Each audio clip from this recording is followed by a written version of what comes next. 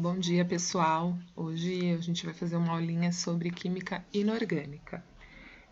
Lembrando que a gente já está no segundo bimestre, né? A gente não tenho ainda a data certinha para passar para vocês quando as notas estarão disponíveis, mas fiquem atentos aos canais da escola, o site da escola e o Facebook, que logo a gente vai publicar as datas que estarão disponíveis para vocês, tá bom?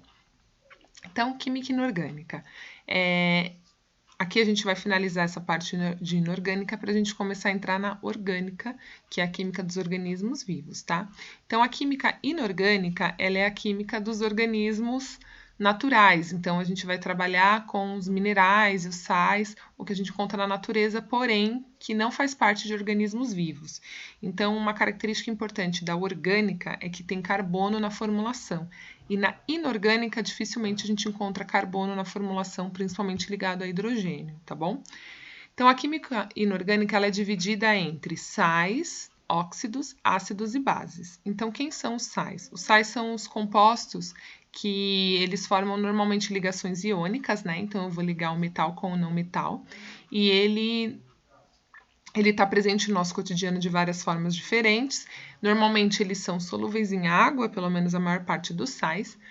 Aqui eu coloquei como alguns exemplos o sal de cozinha, que é o NaCl, né? Que é o bicarbonato, o cloreto de sódio. O NaHCO3, que é o bicarbonato de sódio, que é usado como fermento de bolos e pães. O carbonato de cálcio, que é presente nos mármores e calcários, e o sulfato de cálcio, que compõe o giz de escola, tá? E o gesso, ok? Então, esses são alguns sais que a gente utiliza no nosso dia a dia.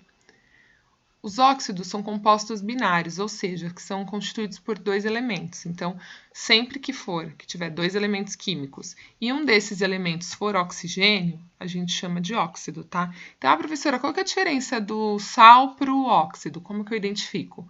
O óxido, todo elemento que tem só dois elementozinhos e um oxigênio, são óxidos. Quando eu não tenho um oxigênio e tenho outros dois elementos, a gente já sabe que são sais, tá bom? Os ácidos são substâncias que em meio aquoso, ou seja, em meio água, tá? Eu preciso que tenha água, ele libera um H+. Então, sempre que eu for ver uma fórmula que tenha ácidos, no início da minha fórmula eu vou ter um hidrogênio, tá? Igual aqui, tá bom? Então, é importante sempre ter água. Então, por exemplo, se eu pegar um ácido sulfúrico concentrado, um ácido sulfúrico, ele derrete todo tipo de tecido. Se eu colocar na minha mão, ele derrete a minha mão, se eu colocar um ácido sulfúrico na minha mão. Porém, se ele for concentrado, ele demora um pouco para começar a corroer, porque ele precisa da água do ambiente para começar a fazer para ele começar a agir. Então, ele vai puxando a água da mão, né, do meio ambiente também, para começar a ter essa ação. Agora, se eu colocar um ácido sulfúrico já diluído, já com água, a hora que cai na mão, ele já corrói a mão na hora, tá bom? Então, não existe ácido se eu não tiver água. Ele necessita de água para que ocorra essa ionização, tá bom? Aqui eu dei dois exemplos, o ácido clorídrico, né? Então, começa com H, e o ácido sulfúrico, que começa com H também, ok? E aí, a gente tem também as bases. As bases são substâncias que meio aquoso, também precisa da água, tá? Então, sempre que fala que é meio aquoso, precisa da água. Eles dissociam e liberam o OH. Qual a diferença do ácido e da base? O ácido, ele tem um H+ no comecinho da fórmula, e a base, ele tem um OH no final da fórmula. Então, só de olhar, como que eu identifico um ácido de uma base?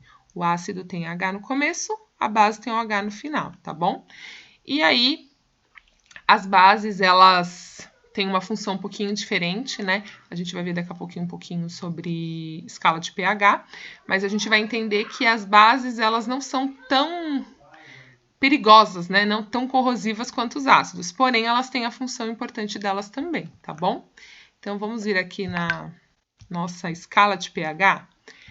A escala de pH, a gente vai ter os ácidos e as bases. A escala de pH, ela vai de 0 a 14, sendo que entre 6,5 e 7,5, eles são neutro. Então, de 0 a 6, eu tenho os meus ácidos. E de 8 a 14, eu tenho as minhas bases. O que acontece? Quanto mais próximo do zero, mais forte o meu ácido. Quanto mais próximo do 6,5, mais fraco o meu ácido.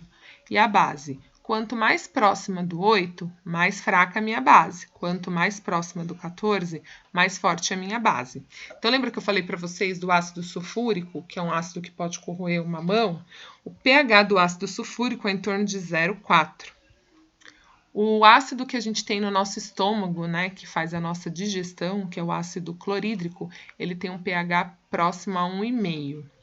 Aí a gente tem aqui o vinagre, o limão, né, que é próximo a 2, vinagre 3, tomate 4, café é ácido, tá? Café ele tem um pH 5. O leite ele já entra aqui em 6,5, ele já vai entrar no neutro. Então, o leite ele tá próximo de 6,5, então ele é neutro. A água, o ideal é que a água de consumo humano, ela esteja em pH 7, pH neutro, ou seja, nem ácido nem base, tá? O sangue ele já tem um pH 8, então ele já começa a ficar um pouquinho mais básico. Bicarbonato de sódio, o antiácido, por quê? Quando a gente passou um dia muito estressante, comeu alguma fritura, a gente começa a produzir mais ácido do que deveria, e a gente começa a sentir aquela queimação, né? E aí o antiácido ele tem um pH alto, por quê? Um ácido com uma base forma um sal e uma água, tá? Então, é uma reação de neutralização. Então, lembra que eu falei lá, se eu derrubar ácido sulfúrico na minha mão, o que eu faço? Eu vou lavar? Não, né? Se eu for lavar, minha mão vai desmontar, vai desmoronar na hora que eu coloco a água.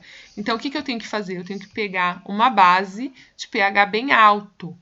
Por exemplo, né, hidróxido de sódio. Se eu pegar o hidróxido de sódio, que ele é entre 13 e 14, e eu colocar na minha mão, que está com ácido, vai formar um sal e uma água, e aí vai parar de arder na hora. Eu posso depois jogar água, que não vai ter problema nenhum, tá?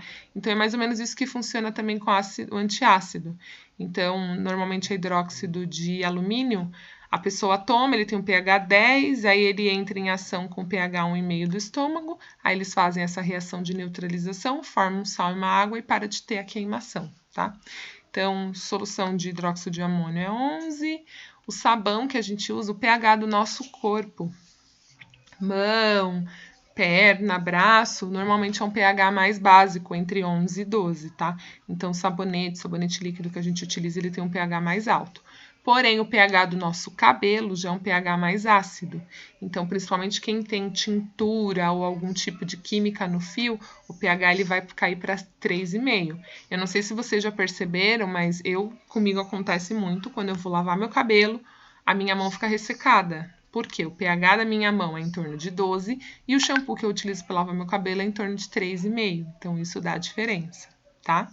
Então, é isso, gente. É importante a gente entender essas escalas de pH. Normalmente cai em vestibular, vestibulinho também, mas é importante para a gente entender porque faz parte do nosso dia a dia, né? Então, meu cabelo tem progressiva. Se eu usar um shampoo pH 7, eu vou destruir meu fio. Ou vou usar o mesmo sabonete que eu passo no corpo no rosto. O pH do rosto é diferente do pH do corpo. Tô com queimação no estômago, vou tomar um suco de limão. Vai acabar com o meu estômago, porque eu vou aumentar mais, eu vou diminuir mais ainda o pH.